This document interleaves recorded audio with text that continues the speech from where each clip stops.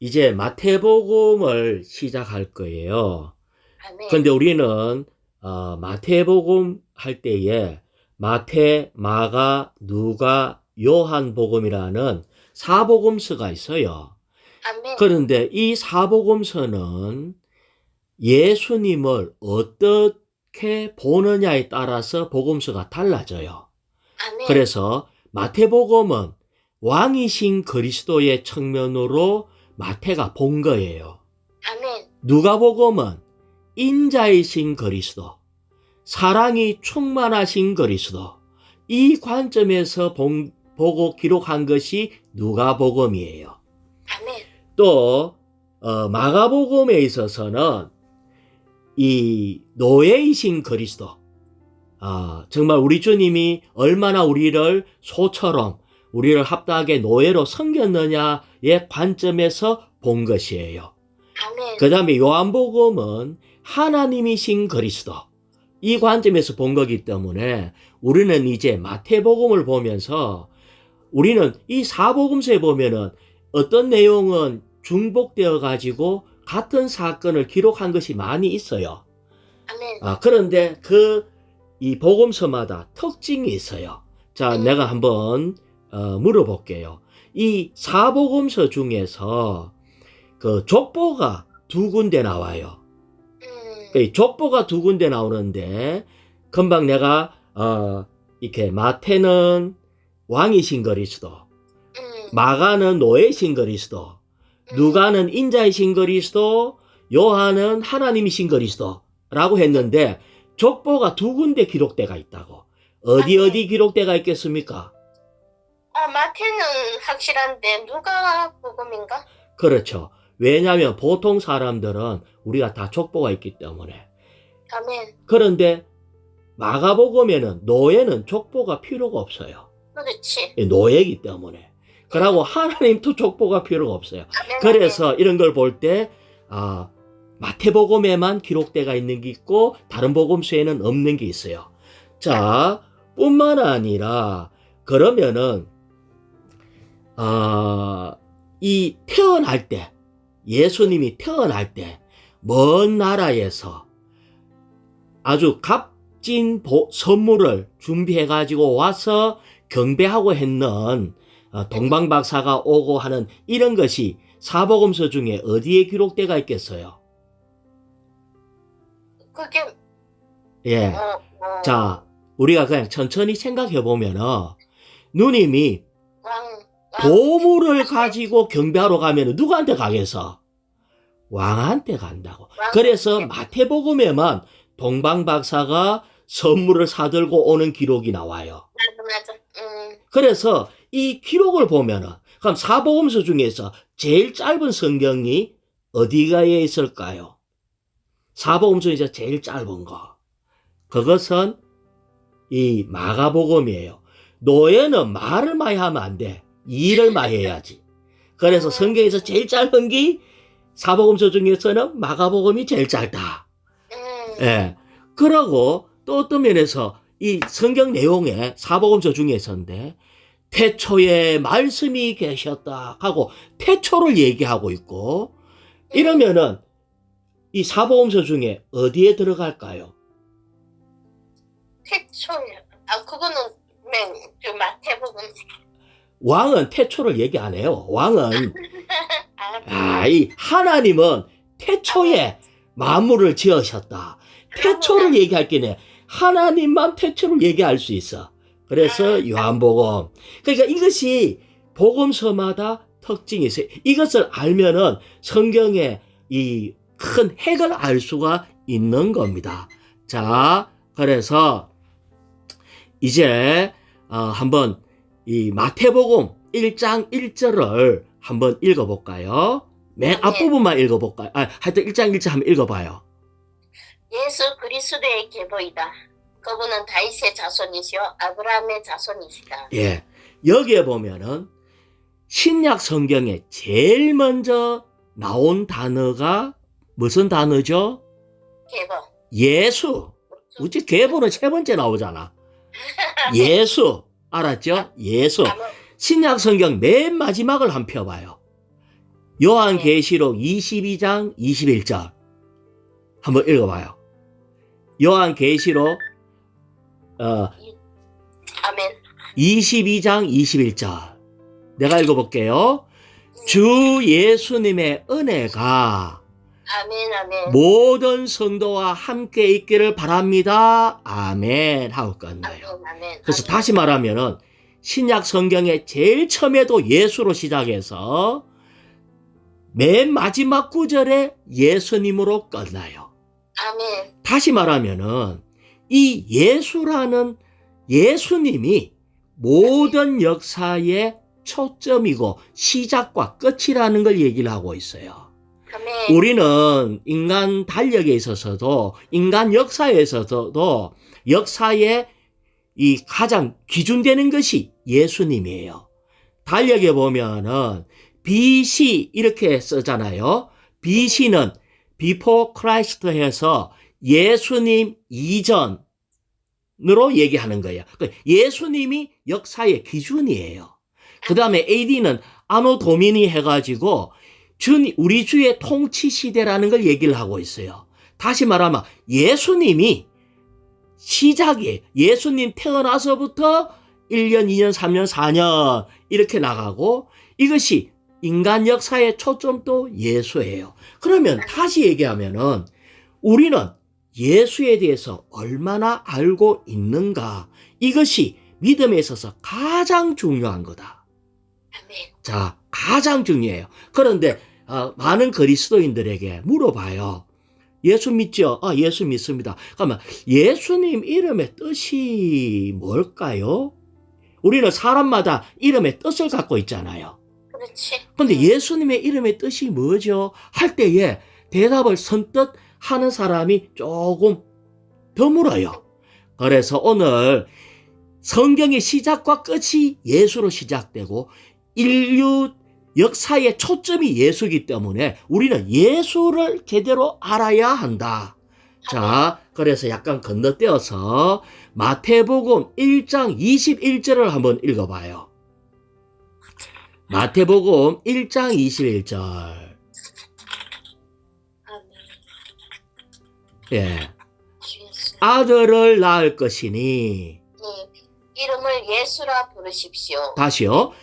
아들을 낳을 것이니 이름을 예수라 부르십시오. 예수라 부르십시오. 왜 예수라 부르냐? 왜냐하면 그디에요. 바로 그분께서 자기 백성을 그들의 죄들에서 구원하실 것이기 때문입니다. 그 예수님의 이름의 뜻이 예수님이 그분께서 자기 백성을 죄들에서 구원해낸대요. 아멘. 죄에서가 아니라 죄들에서. 우리는 많은 죄들이 있어요.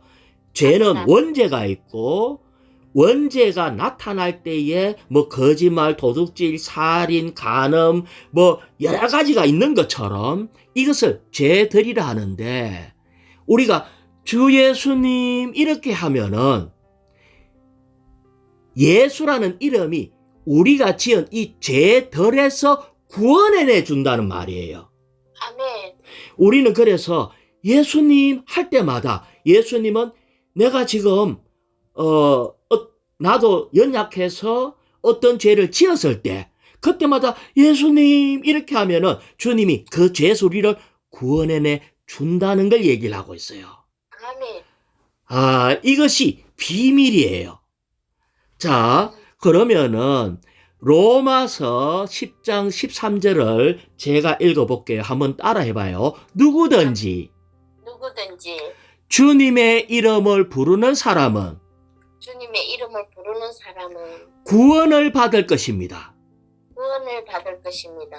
자, 이 말이 뭐냐면은 아까 예수라는 이름의 그 뜻이 자기 백성을 그들의 죄에서 구원해 낸다는 뜻이기 때문에 우리가 주 예수님 할 때마다 이 이름을 부르는 사람을 거기에서 구원해 준대요. 아멘.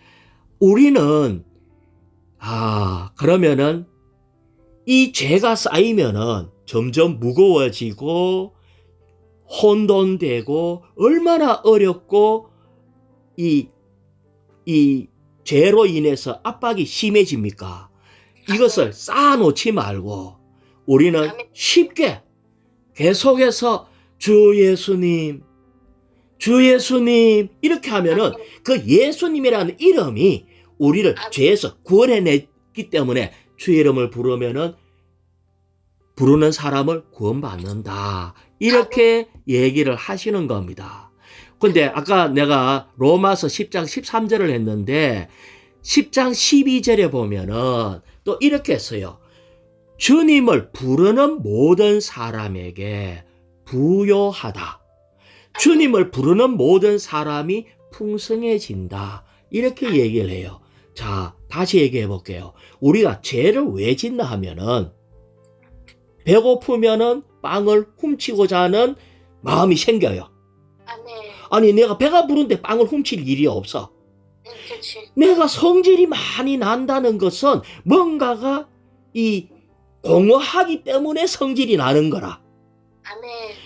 그러면은 죄를 짓기 전에 뭐 해야 돼? 이 속을 채워야 돼. 아멘. 이 밥을 먹으면은 빵 훔치고자 하는 마음이 사라지는 것처럼 우리는 주의 이름을 부르면은 어떻게 진다? 부요해진다. 풍성해진다. 주 예수님. 이렇게 주 이름을 부르면은 내 안에서부터 메마름이 사라지고 기뻐지고 풍성해지기 때문에 죄 짓고자 하는 마음 자체가 사라져 버려요. 그래서 우리는 주의 이름이 너무나 중요하다. 누님, 요 한 일주일 전까지 또 돌아보면 성질 낸 적이 한 번도 없어요? 억수로 많지. 그 말은 그 공허하고 어둡고 힘들 때 아멘. 뭐를 안 했다? 주님 이름을 안 불렀다. 예, 우리는 그냥 주여 주여 이러다가 끝나는데 그래 하지 말고 예수라는 말이 이것이 자기 백성을 저희 죄에서 구원해낸다. 이것을 적용해야 돼요. 주 예수님, 주 예수님 이렇게 할 때에 내 안에서부터 메마름이 사라지고 부여해지고 또 죄에서 구원하신다. 다시 마태복음 1장 1절에 계속 나갑니다. 아멘. 예수 그리스도의 계보이다 할 때에 그리스도라는 말 많은 사람이 예수 그리스도라는 말은 쓰는데 그리스도라는 뜻의 의미를 혹시 알아요? 그리스도라는 뜻이 뭘까요? 자, 그리스도는 기름 부음 받은 자라는 뜻입니다. 아멘. 그러면 구약에 누가 기름 부음을 받았죠? 구약에서 누군가 기름을 부었다 이 말은 우리는 목사님들이 기름 부음 받은 종을 어떠저떠고 이런 말을 많이 해요. 그런데 다윗인가? 다윗도 기름 부음을 받았어요. 그런데 다윗만 기름 부음 받은 게 아니라 모든 왕은 기름 부음을 받습니다. 아멘. 또 제사장도 기름 부음을 받습니다. 아멘. 그래서 왕과 제사장이 기름 부음을 받는데 다시 얘기하면은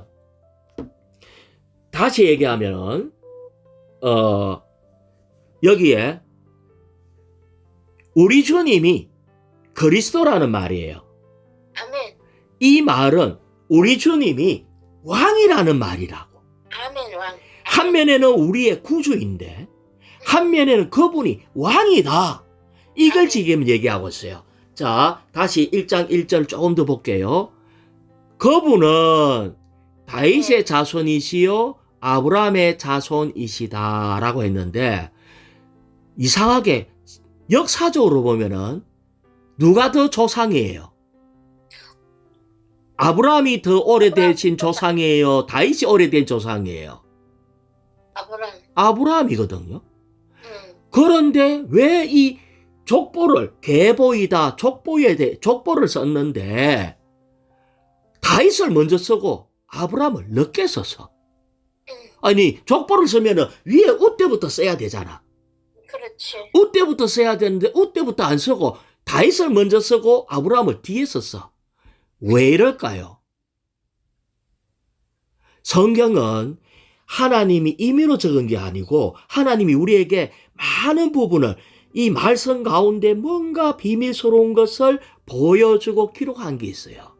다시 얘기하면은 예수님의 계보에 있어서 예수님이 강조하고 싶은 것은 다윗 하면 왕입니다. 아멘. 예수님이 왕이란 것을 강조하고 싶은 거예요. 아멘.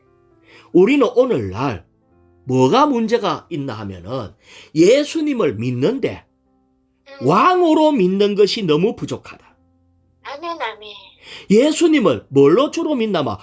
죄를 사해주는 구주로 믿어. 그거는 이름 속에 포함되어 있어. 그래서 그것도 맞아요. 맞는데 오늘날 우리는 예수님을 구주로만 믿는 것이 아니라 예수님이 왕이란 걸 믿어야 된다. 아멘. 예수님은 온 우주를 지으신 우주의 왕이고 모든 임금 중의 왕이기 때문에 만왕의 왕인데, 근데 체험 가운데서는 나의 왕이 안 될 때가 많아. 아멘. 다시 말하면은 내가 원하는 게 있고 주님의 원하는 게 있으면은 나는 주님의 원하는 것보다 내가 원하는 걸 먼저 해버려. 그러면 누가 왕이야? 누가 높아? 주님보다 내가 더 높아. 그럴 때 주님이 하신 말씀이 얘야 내가 왕이다. 아멘. 이거를 얘기하고 싶은 거예요. 우리는 이 마태복음에서 알아야 되는 것은 그냥 역사를 보고 성경에 이런 것이 있구나는 게 아니라 이 진리가 생활에 적용이 된다면 우리의 삶이 완전히 바뀌어집니다. 그래서 우리는 지금 뭘 배워야 된다? 예수님이 우리의 왕이란 것을 믿고 이것을 적용하고 받아들여야 한다. 아멘. 자, 제가 또 하나 그냥 더 읽어볼게요. 요한계시록 22장 1절에 이런 말씀이 있어요. 이 생명수의 강을 보여주셨대요. 그런데 이 생명수의 그 강이 하나님과 어린 양의 보좌에서 흘러나와, 여기에 보면 이 새 예루살렘의 가장 높은 보좌가 뭐냐면은 이 보좌는 왕의 보좌를 얘기하는 거예요. 그 왕의 보좌에 누가 앉아 계시냐면은 하나님과 어린 양의 보좌. 그러니까 보좌는 하나인데 이름이 하나님과 어린 양의 보좌라. 아멘. 아멘. 어린 양이신 주님이 그날에 예루살렘의 왕으로 앉아 계시는데 그 보좌에서 흘러나와 그 성의 길 가운데로 흐르고 있습니다. 뭐가? 생명수의 강이. 자, 이것은 새 예루살렘에서 보좌에서 강이 흘러나와 가지고 생명나무가 그 주위에 강좌위에 막 자라서 12가지 열매를 막 맺고 하는 이 부분이 새 예루살렘만 이루어진 게 아니라 오늘날 우리 생활 가운데 예수님의 보좌를 예수님을 나의 왕으로 만질 때 내 안에 생명이 흐릅니다. 아멘. 아멘. 왜 우리가 메말라서 싸우고, 왜 우리가 메말라서 화가 나고, 왜 우리가 메말라서 살고 싶지 않냐 할 때 뭐를 못 만졌다? 보좌를 만지고 있지 않다. 아멘. 우리는 그분을 왕으로 접대하고 경배하고 왕으로 주님의 보좌를 우리가 붙들고 있다면은 주여 당신이 나의 왕이십니다. 내 뜻대로 마옵시고 당신의 뜻대로 하시옵소서. 이렇게 할 때에 내 안에 깊은 속에서부터 생명수의 강이 흘러요. 그럴 때 내 안에서 평강이 있게 되고 살아남이 있고 생명의 열매가 막 일어나고 있다는 거예요. 그래서 여기가 바로 마태복음 1장 1절까지를 했습니다. 자, 그 다음에 이것이 다윗의 자손이요를 했고, 그 다음에 아브라함의 자손이다 할 때에 아브라함의 자손은 믿음의 조상 아브라함을 얘기를 하고 있어요. 그래서 이것은 뭐냐면은 하나님이 우리한테 약속을 해서 창세기 22장 17절에 내가 반드시 너에게 복을 주고 너의 씨를 하늘의 별처럼 바닷가의 모래처럼 번성하게 하겠다. 너의 씨는 원수들의 성문을 차지할 것이다. 다시 말하면 아브라함의 자손이다. 이 말이 아브라함의 씨를 얘기하고 이 씨는 여자의 후손을 얘기하는데 이것이 바로 원수를 이기는 거예요. 아멘. 원수의 성문을 차지한다는 말이 원수의 왕국을 박살내서 그분의 왕국으로 바꿀 수 있는 분이 아브라함의 자손 예수 그리스도를 얘기하고 있습니다. 아멘. 자, 그 다음에 1장 2절을 읽어볼까요? 아브라함이 이삭을 낳고 이삭이 야곱을 낳고 야곱이 유다와 그의 형제들을 낳고. 자, 우리는 아브라함이 이삭을 낳았대요. 근데 누님 이거 알아요? 아브라함의 자녀가 몇 명이 되는 줄 알아요? 아브라함의 자녀는 8명입니다. 아브라함의 자녀가 8명이에요. 그런데 왜 해필이면은 족보에 다른 자녀가 안 나오고 이삭만 나와? 이삭만 아브라함의 자녀로 후손으로 기록되어 있어. 나머지 자녀는 기록이 없어. 아멘. 자, 그러기 때문에 우리는 아까 아브라함 할 때에 믿음의 조상 아브라함이잖아요. 아멘. 그러면은 아브라함을 다만 믿는다면은 아브라함의 자손이 된다면은 우리는 그러면은 이삭처럼 그분의 왕의 족보 안에 들어갈 수 있는가 할 때 그렇지 않다는 거예요. 왜? 자녀가 8명이기 때문에. 자, 그래서 우리는 로마서 9장 7절을 한번 읽어봐야 돼요. 하나님이 아브라함의 씨라고 해서 로마서 9장 7절이에요. 아브라함의 씨라고 해서 그들 모두가 그의 자녀인 것은 아니기 때문입니다. 많은 사람이요, 뭐라고 하나 하면은, 이스라엘의 유대인들은, 우리는 아브라함의 자손이기 때문에 우리는, 하나님의 택한 백성이고, 우리는 구원받을 수 있어. 이렇게 얘기하는데, 아니라고요. 아멘. 왜? 아브라함의 자손이 8명이나 있었고, 그러고 쭉 번식해 나갔는데, 아브라함의 씨라고 해서 우리가 모두가 그의 자녀가 아니라고 로마서 9장 7절에 기록되어 있어요. 그럼 뭐냐? 오직 이삭에게서 나야, 이삭에게서 태어나야 너의 씨라고 불릴 것이다 라고 얘기를 했어요. 아멘. 이삭에게 이 씨는 다른 데가 아니라 이삭에게로 나야 된대요. 자, 아멘. 그 다음에 다시 로마서 9장 8절에 보면은 그것은 육체의 자녀들이 곧 하나님의 자녀들인 것은 아니며, 아멘. 하나님의 자녀라 하면서 우리가 육체의 자녀는 아니라는 거지. 아멘. 아멘. 아멘. 우리가 천년적인 나의 타고난 생명을 살아내는 사람은 하나님의 자녀가 될 수가 없습니다.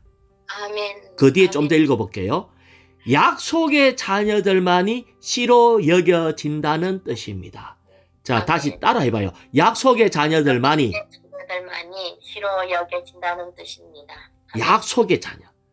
다시 말하면 우리는 아브라함을 통해 아브라함의 이 믿는 이 믿음의 조상 아브라함으로 인했을 뿐 아니라 약속의 자녀가 돼야 돼. 아멘. 성경은 약속으로 이루어져 있어요. 아멘. 신약, 구약. 아멘. 아멘. 이 말씀에 예수님이 오셔가지고 우리에게 주어진 말씀이 신약이라고. 그러면 아멘. 우리는 약속의 말씀을 믿는 자만이 하나님의 자녀가 된다는 거예요. 아멘. 그러면 이 약속의 말씀이 뭔가 할 때에 또한 성령입니다. 아멘. 내가 너에게 이런 말씀이 영이요 생명이라 할 때에 그냥 이 말씀을 그냥 머리로만 이해하고 끝나는 문제가 아니라 우리의 이 말씀은 영이기 때문에 우리의 마음속 깊이에 있는 우리의 영이 이 말씀과 접촉할 때에 그럴 때 생기는 그 약속의 자녀가 된다는 거예요. 그럴 때 이삭이 되는 겁니다. 아멘. 자, 이 한 구절 한 구절이 너무나 주옥 같아서 그냥 급하게 넘어갈 수가 없어요. 자, 아멘, 아멘. 그 다음에 우리는 이삭이 누구를 낳았다 그랬어요? 1장 2절에 이삭이 이삭이 야곱을 낳고. 야곱을 낳고, 야곱이란 것이 또 누구냐면 야곱은 뜻이 발꿈치 잡은 자예요. 아멘. 다시 말하면은 우리는 발꿈치 잡고 내가 형이 될 거야 했는데 에서가 먼저 나가버려서, 아멘. 그래서 내가 동생이 돼서, 그러니까 다시 말하면 우리의 어떠함으로는 이 족보에 들어갈 수가 없는 거예요. 아멘. 그런데 하나님은 태중에 있을 때부터 나는 야곱을 사랑한다, 이렇게 해서, 그러니까 아멘. 하나님의 사랑과 하나님의 선택으로 우리가 야곱이 된 것이고 우리가 족보에 들어갈 수 있는 거고 우리가 구원받을 수 있는 것이지 우리의 노력으로 구원받을 수 있는 게 아니다. 아멘. 이것을 다르게 말하면은 바울이 이렇게 했어요. 나의 나된 것은 주의 은혜로다. 우리의 아멘. 노력으로 구원받는다. 절대 그런 일이 없습니다. 우리는 야곱이에요. 우리는 발꿈치 잡고 내가 하고 싶은 대로 다 했는데 얻은 게 별로 없어. 하지만 하나님이 그를 성령으로 변화시키고 할 때에 우리는 이 족보 안으로 들어갈 수 있는 거예요. 이 족보는 왕의 족보예요. 이 족보의 맨 마지막은 결국은 왕으로 가고 있기 때문에 어떤 면에서 그나마 우리는 이 땅에서는 민능이지만 이 땅을 끝내고 다른 이 땅 마지막에 뭐가 올 때에 이 땅이 끝나냐 하면은 천년 왕국이 오면은 주님이 다시 이 땅에 재림하셔서 시작되는 것이 천년 왕국이에요. 아멘. 우리는 천년 왕국에 우리의 이름이 들어가 있어야 돼. 우리는 그냥 예수 믿으면 그냥 가만히 있으면 천국 간다, 이런 일은 없어요. 아멘. 우리는 이 족보에 들어가는 이 비밀스러운 하나하나의 어떤 장점들을 우리는 붙들 필요가 있어. 자, 그래서 그 뒤에 야곱을 낳고 그 뒤에 또 뭐 있어요? 야곱이 유다와 그의 형제를 낳고. 야곱이 유다와 그의 형제를 낳았대요. 참, 야곱에는 아들이 12명이 있어요. 아들이 12명이 있는데 유다는 그러면 장남이에요? 장남 아닙니다. 유다는 야곱의 넷째 아들이에요. 그런데 왜 유다가 이 족보에 올라왔죠? 우리는 왕이 되려고 하고 천국에 우리는 이기는 자로 우리가 들어가려고 하면은 반드시 유다의 영을 가져야 됩니다. 아멘. 그러면 유다는 다른 형제하고 다른 것이 딱 특이한 것이 한 개가 있어. 그게 뭐냐면은 요셉이 이렇게 양식을 이렇게 사러 온 그 야곱의 아들들이 양식을 사러 왔잖아요. 그런데 요셉이 하는 말이 그 사랑하는 동생, 막내 동생을 여 감옥에 가다 놔라. 아니면 그 전에도 형제를 여기 이 감옥에 가다 놓고, 왜냐면 너희들 갔다가 안 돌아올 수 있으니까 갔다가 너가 아버지 모시고 온나. 이렇게 얘기했을 때 유다가 형제들 대신 감옥에 갇혔어요. 우리 아버지가, 우리 이 막내둥이가 안 돌아오면 우리 아버지 죽는다.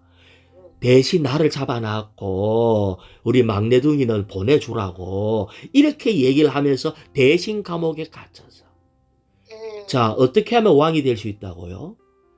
형제 대신 내가 십자가를 지는 겁니다. 아멘. 형제 대신 내가 감옥에 갇히는 거예요. 어쩌면은 어떻게 될지 얼마나 힘들고 불안하겠어요. 하지만 이런 유다의 영이 있을 때에 그가 왕의 족보로 올라간 겁니다. 아멘. 그래서 아멘. 우리는 이 족보가 너무나 중요해요. 그런데 희한하게도 이 앞에 2절까지는 놀라운 이런 것을 보여줬는데 3절부터는 여기에 어떠함이 나와요. 자, 3절 한번 읽어볼까요? 유다가 다말에게서 베레스와 세라를 낳고 자, 됐어요. 여기에 보면은 다말에게서 베레스와 세라를 낳고 했기 때문에 다말은 남자예요, 여자예요? 여자. 여자잖아요. 응. 유다가 다말이라는 여인에게서 베레스와 세라를 낳았대. 여기에 지금 마태복음 1장에 나오는 족보 중에 여자가 5명이 나와요. 맨 마지막에 나오는 여자는 마리아로서 순결한 처녀, 아주 선택된 족속의 후손, 아주 이 주님 앞에 온전하고 아름다운 이 마리아 한 사람 빼놓고 나머지 4명은 전부 다 죄인, 4명은 전부 다 재혼한 사람, 또 근친상간한 사람, 남편 죽인 원수하고 같이 사는 이런 사람, 이런 사람들만 4명이 들어있어요. 아니, 성경에, 족보에 이름이 괜찮은 여인이 많이 있는데, 리브가 얼마나 성경 보면 리브가가 아름답다, 뭐 아비가엘이 아주 지혜롭다, 이런 것들이 많이 있는데, 그런 사람들은 족보에 없어. 마리아 빼놓고. 그런데 이거는 남들이 전부 다 돌로 던질 수밖에 없는 직업이 창녀인 여인도 있어요. 이 4명의 여인을 왜 불렀나, 왜 족보에 올렸나, 이것이 의미심장한 거예요. 그래서 간단하게 요 4 여인에 대해서만 좀 볼게요. 다말에게서 할 때 다말은 유다의 며느리입니다. 유다의 며느리인데 어떻게 유다의 며느리인데 자기 남편이 죽어서, 그러고 또 시동생도 그러다가 또 죽어서, 그래갖고 이 창녀처럼 꾸미갖고 유다하고 하룻밤 자가지고 베레스와 세라를 낳아서, 우리가 볼 때는 이 인간적으로 볼 때는 이 다말은 근친상간의 어떠함, 이거는 정말 사람들이 그냥 볼 수 없는 이런 문제라. 하지만 이 다말은 정말 자녀를 낳아야 되겠다는 아주 강한 갈망에 이 왕국 안에 동참하게 되었어요.